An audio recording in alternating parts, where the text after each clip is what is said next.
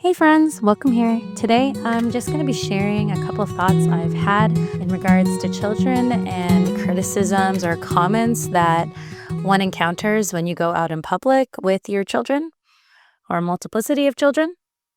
So I was at the grocery store the other day and I just want to kind of just share some of these thoughts because this is kind of my perspective and kind of my take and approach to when people make kind of comments like these about my kids and about kids in general, because it really is more a reflection of them, really, of course, than anything else. But, anyways, I was at the grocery store with three of my kids, so not even all of them. And we were we were just looking at a display, and then a man passes us and says, the typical, like, oh, you got your hands full, or oh man, you're really busy, or whatever. And my usual response in general is always like, "Yeah, I'm so blessed." And then his response was, and then I turned around and he realized that I was pregnant as well. And he said, "Whoa, you got another one?" And I said, "Yep, this is gonna be our first daughter. We're really excited." And his response is, "Man, you're gonna have to find a way to stop that, like, stop having kids." And I said, "Oh no, I love it. I love having kids. They're such a great blessing," or something like that. And, he said that his daughter also had, quite a few kids close together, and he was saying that it was a lot. Again, just, like, kind of not seeming to understand the cues that I was giving in response to what he was saying. Obviously, his comments towards me were more negative, and my responses back to his comments were more of a positive nature, but he didn't seem to be picking up on that. Anyways, I was just amused because I said all that, and then I said, "Wow, that's awesome." And then he goes, "Yeah, I mean, it was a lot." And then he starts walking away, and he's about, I would say he gets about like 4 meters away from us. And maybe something clicks in him. I don't know. But he turns around and goes, "Congratulations, by the way." And like kind of like an affirming thing, affirming last goodbye. And then he walks away. But I think there was a moment there where he kind of realized, maybe on a subconscious level, that this woman that he's talking to is doesn't share in his perspective, or at least his tone or take that he's taking on when referring to kids. And, oh, this woman actually seems to like her kids or be happy about them. And so I think there was something that in his conscience kind of pricked him at the end there that prompted him to turn around and, kind of as if he had a realization and said, "Congratulations." And then he walked away. But that's obviously not the first time, or not obviously, but it's not the first time that, we get those kinds of comments. We get those comments all the time. Like, when we go on a walk, when we go out to the grocery store, when we go to the park, like a church, sometimes, or whatever that may be. And it's super common for people to make a comment like that. And I personally don't get bothered by it. And the reason why I don't get bothered by it, because this is what I hear. And I think this is maybe a good perspective to take in general when, like, you feel like somebody's criticizing you, or, just saying something about your life or making a comment about your life. And I'm going to relate this particularly to kids, but I mean, I think you can think like this about anything. But whenever somebody says to me, "Whoa, you got your hands full," or "Whoa, that's a lot," automatically hear them saying that if I were in your shoes, that would be a lot for me. That's kind of what I automatically translate what they're saying to me. And you find it's not as common, but you find that there's the anomaly as as I think the same way that when there's um, you know, people who are living this life again, sometimes anomalies where they're actually grateful and joyful and have a positive outlook about their life and their children and how many children they have and things like that, and they're not bogged down.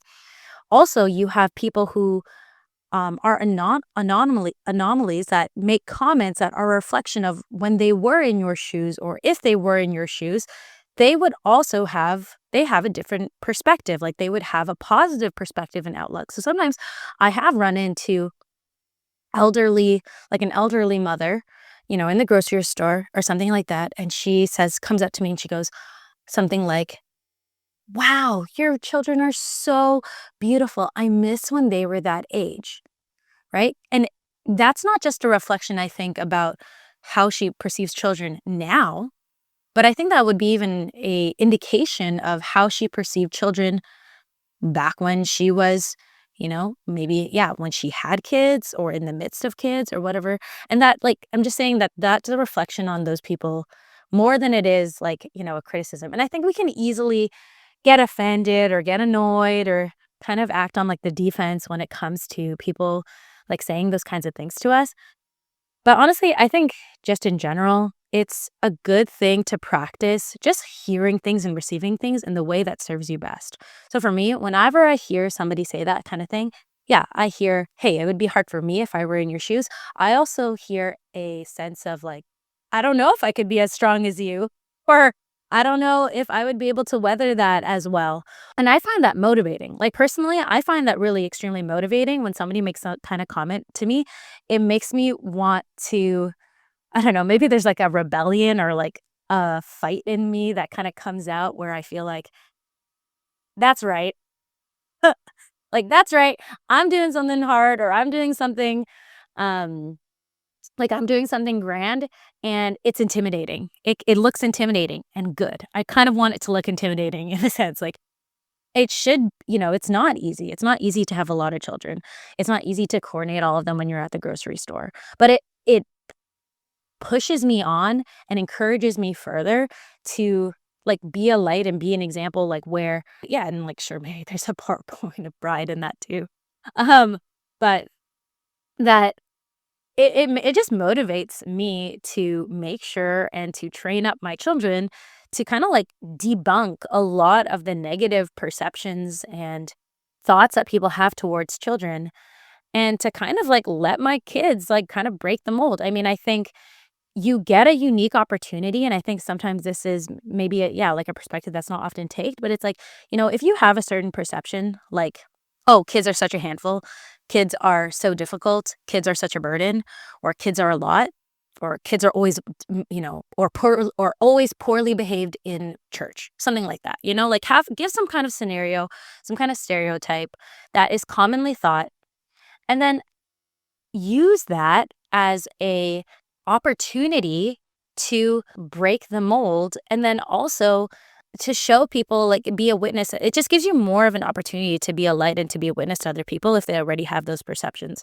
about children, about family life, that when they see your kids in church and they are well behaved, or they see them in the grocery store and they're not whining and crying on the floor and begging to purchase every single item that is within the store, and they actually listen to you, you know, like let that be an encouragement to you, and an opportunity to just like show up, like to kind of like be not show up, like show off, but like to kind of like display that like, hey, you're striving and like you're capable of raising the bar and raising the standard. And like, I think the greatest way that, you in some ways, especially in this world of where there's just like such a perception of like, hating children and like being, anti-children and all that stuff, like the best way you can really fight that is pouring out into your own kids and letting them just by their behavior, by your joy, by the way that you interact with them,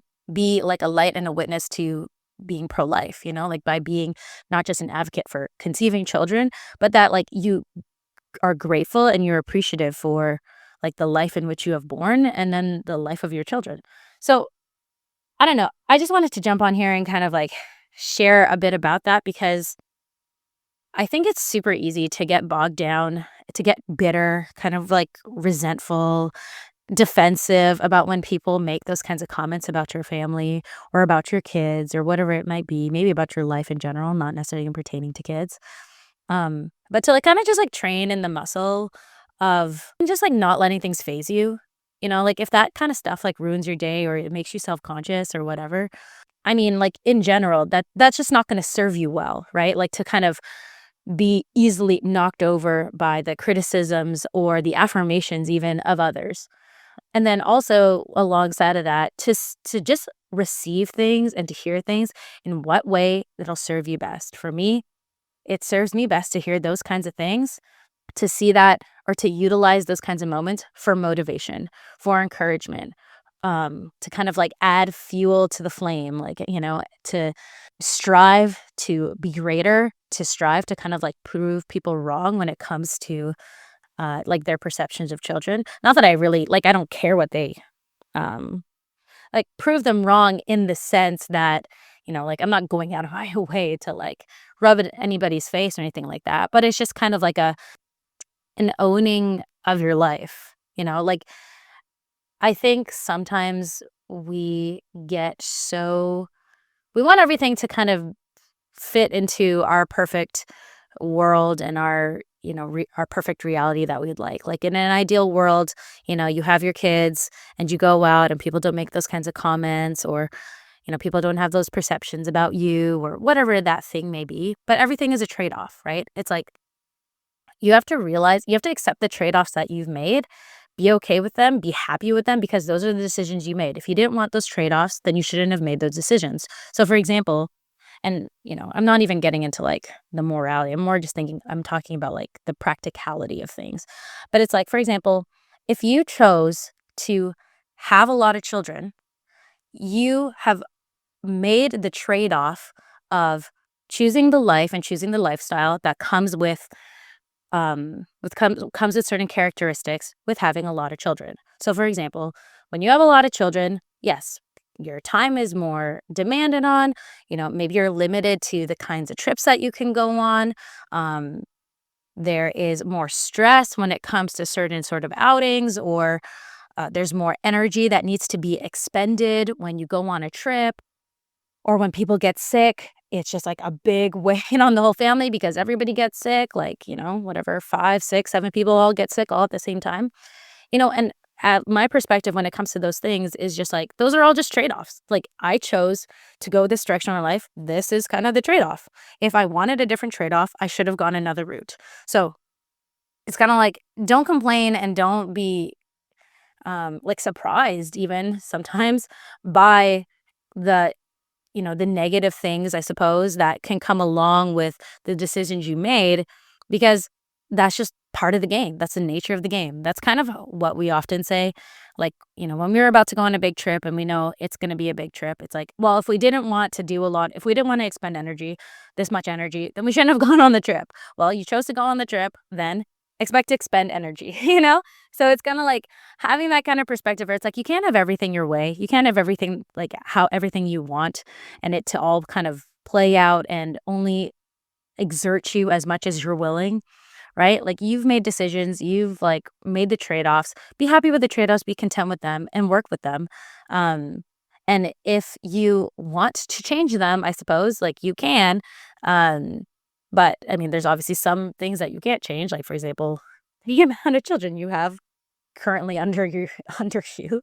But that, in general, just like when you're making decisions in life, like realizing that, you made a certain decision for one thing, and that might mean not having this thing, not having this kind of car, not living in this kind of place, not having these amenities available to you.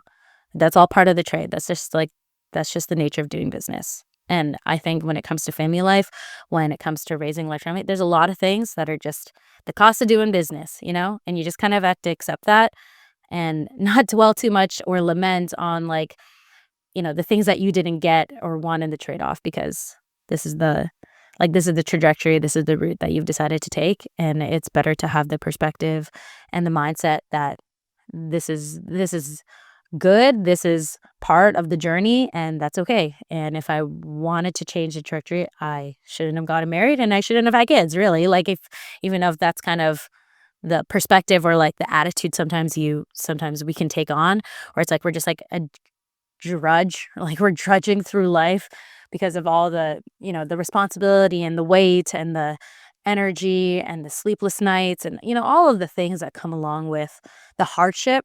But just kind of, I don't know, giving yourself like a really basic reality check and being like, this is the life that I've chosen. This is the path that I've chosen to take. It's going to come with pros and cons, and you just accept all of them. So, anyways, that's my kind of just basic take. Without really getting into all the nitty-gritty details. But in general, just like I think a perspective and yeah, a worldview, a mind frame, I suppose you can say, to maybe just ponder and think about. Thanks for joining me for this musing this week. Till next time, friends, God bless.